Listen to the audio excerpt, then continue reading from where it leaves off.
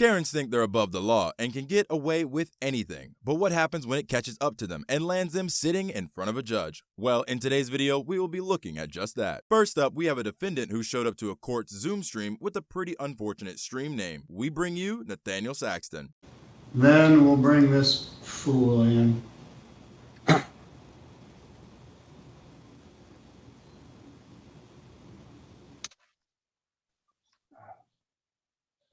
Good morning, sir. What's your name?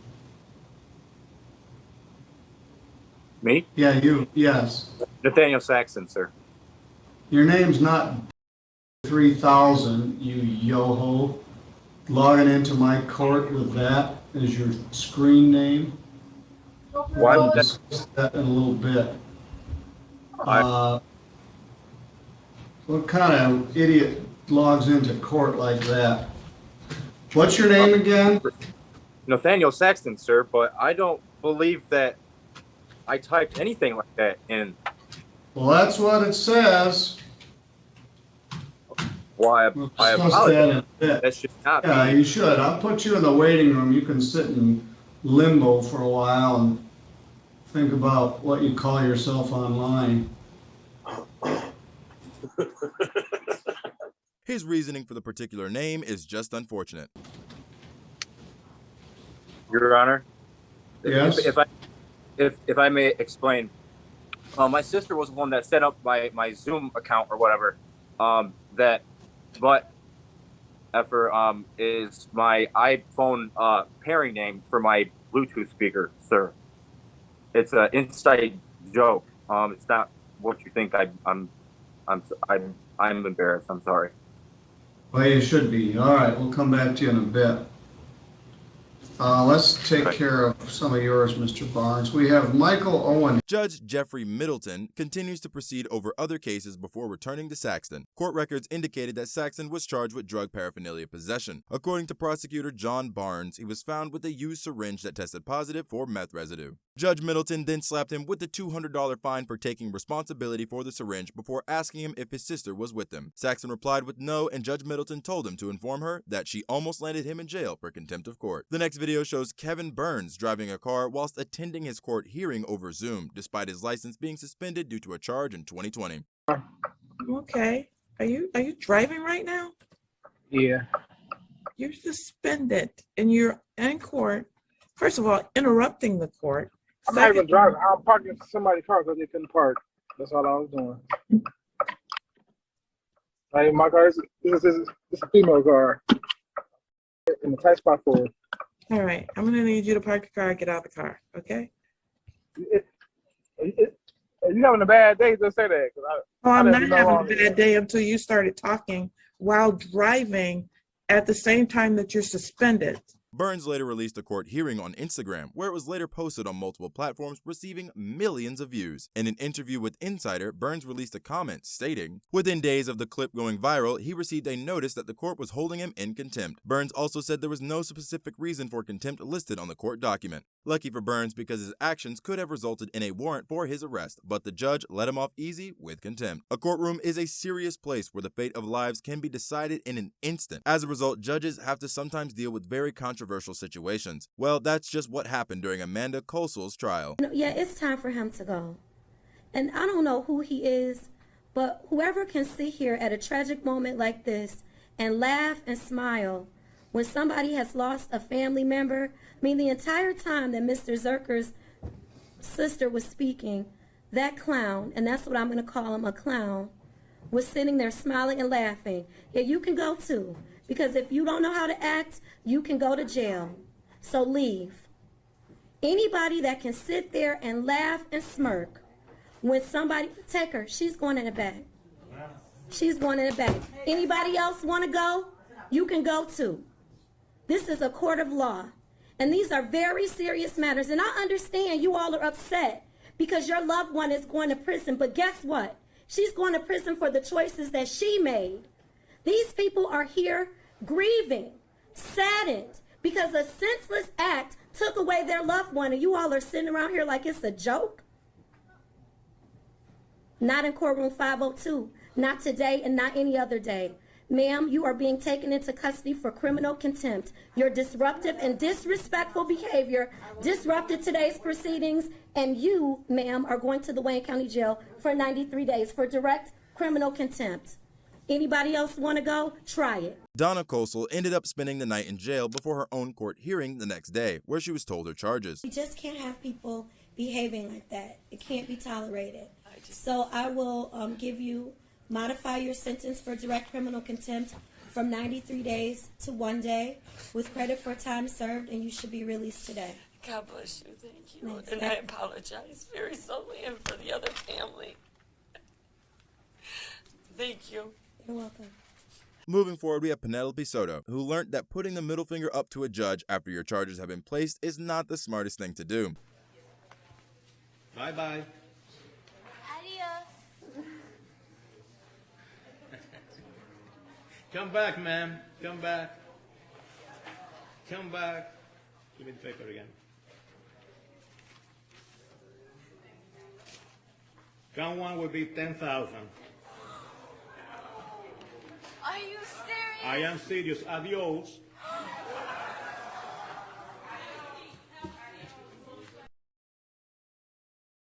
Come back again. Come back again. Bring him back again.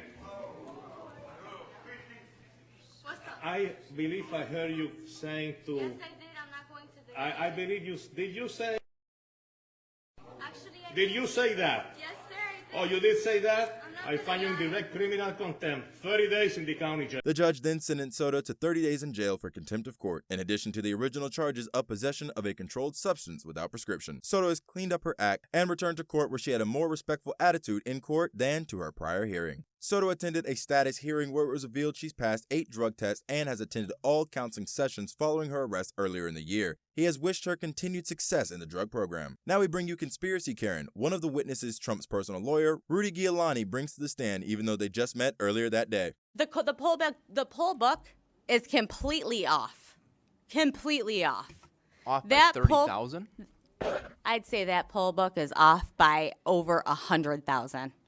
And That poll book, why don't you look at the registered voters on there? How many registered voters are on there?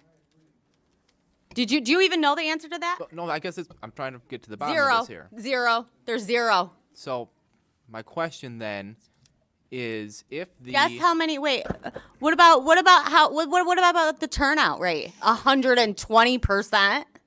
Let's let Representative Johnson ask his question, please. So the poll book number, okay, there's two things that could happen here. Either the poll book number, if ballots were counted multiple times, there's two options. She continues on rambling even though the representative listed the two options. Option number one is that the poll book numbers are not going to match. They don't. The actual. Not by thousands and thousands of votes. That's not what we see right now. That's option again. number one. Take a look again. Option number two is that they essentially were filling in names of people who didn't vote. Dead people too? So is that? Let's I guess, let is that Representative your suggestion? Johnson ask his question, and then when I he's thought that done, was his answer. Okay. Well, I guess that's my question here is why we're not seeing the poll book off by 30,000 votes. That's not the case. What did you guys do? Take it and do something crazy to it? I'm just saying the numbers are not off by 30,000 votes. So I know what are you I saying saw. that they're filling in? I know what I names? saw, and I signed something saying that if I'm wrong, I can go to prison. Okay. Did you? okay, I'm just trying to ask you a legitimate question here. Yeah, let's let Representative Johnson ask his question, and then don't interrupt him, and then if you want to respond to it, that's fine. And did you have more, Representative? Yeah, I guess I just want to keep following back up with the poll book. So are we saying that the poll book is either wildly off or that they are filling in names? It's wildly off, and dead people voted, and illegals voted. Okay. So that's my answer. I think A report was later released about the hearing stating the whole testimony felt like it was a skit right out of a Saturday Night Live, which doesn't bode well for Team Trump, as many of their lawsuits were either dismissed due to a lack of evidence or dropped. The latest hearing didn't accomplish much more. Up next, we have this inmate who repeatedly swears at a judge during his sentencing after he was convicted for spitting in the face of 2 deputies. All the evidence shows that you deliberately. Yeah, okay. Yeah. I know The you words did. were that you deliberately were hawking up. Bullshit. I didn't hock up no saliva, okay? That's bullshit, and you're gonna believe those lies. That's what I'm talking about. I didn't hock up no saliva. You gonna believe a lie, because they wearing uniform. Just like they beat Richards. Such a nice guy. They beat Richards. Did they beat Richards in February? That wrote, oh, and you don't know who Richards is, huh? February 15th, that rogue-ass Diaz beat the man, fractured his jaw, put him in the hospital on life support. You remember that? He's doing such a good job, isn't he? Diaz, wearing a uniform, right? Rogue deputy. Look at me. Just like Eagler. You ain't gotta scream at me. You gonna raise your voice at me? Oh my God. You raise your voice to me, I raise my voice to you. You just in a road. But it doesn't stop there as he begins swearing at the assistant district attorney. I appreciate Mr. Gaines making my point for me. You punk. Very well received. Maggot mother. And I don't think I have to take insults from. I know. You. Use a. Use a. He's a tough guy now. Use a. But I think. Use a. You'll be a senator, punk. I think Mr. Gaines is forfeited to be his. I'm ready to go. I was ready to go. You punk. I'm talking. You. Take out of the courtroom. You's a maggot. Yeah, you're a tough guy. You's a maggot, punk. You should have died when you was a baby. Yeah. Maggot. Anytime, Mr. Gaines. Shut up, punk. You's a maggot. You should have died when you was a baby, stillborn.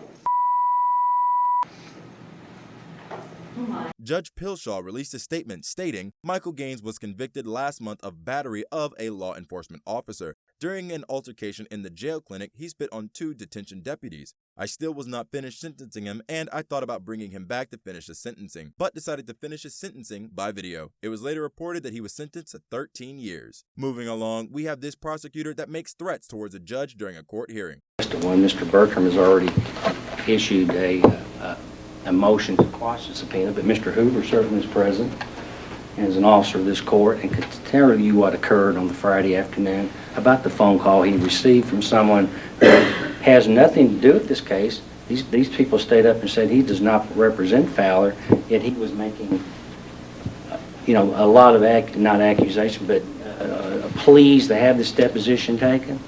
What is his role in this? Why was my deposition the only one to be videoed on that? Is there any explanation for that, Mr. April? Why was my deposition the only one going to be videoed that day and the rest going to be by court reporter? I don't know. Because then you get it immediately, don't you? You have the record immediately, and then you can run and try to do something with it. When he asked what he was scared of, he says this. Well, Mr. Rogers, if there's nothing there, what are you scared of? I am scared of nothing, Your Honor. I'm scared of someone would come in and perjure themselves back and do something. I think... Well, if it's on video, how can they perjure? I mean, it's there.